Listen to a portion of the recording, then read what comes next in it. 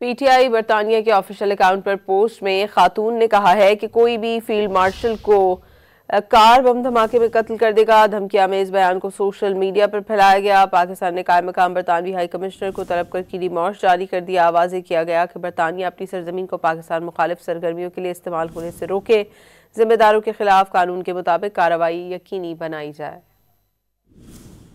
برطانیہ کی سرزمین سے پاکستان اور سول اور عسکری قیادت کے خلاف اشتعال انگیز بیانات ناقابل قبول ہیں۔ پی ٹی آئی برطانیہ کے آفیشیل اکاؤنٹ پر پوسٹ میں ایک خاتون نے کہا کہ کوئی بھی فیلڈ مارشل کو کار بم دھماکے میں قتل کر دے گا۔ دھمکی آمیز بیان کو سوشل میڈیا پر پھیلایا گیا۔ پاکستان نے قائم مقام برطانوی ہائی کمشنر کو طلب کر کے ڈیمارش جاری کر دیا۔ حکام نے واضح کر دیا اپنی قیادت، اداروں اور قومی مفادات کے خلاف کسی بھی قسم کا اشتعال یا نفرت انگیز سرگرمیاں برداشت نہیں کی جائیں گی۔ برطانیہ اپنی سرزمین کو پاکستان مخالف سرگرمیوں کے لیے استعمال ہونے سے روکے۔ ذمہ داروں کے خلاف قانون کے مطابق کارروائی یقینی بنائی جائے۔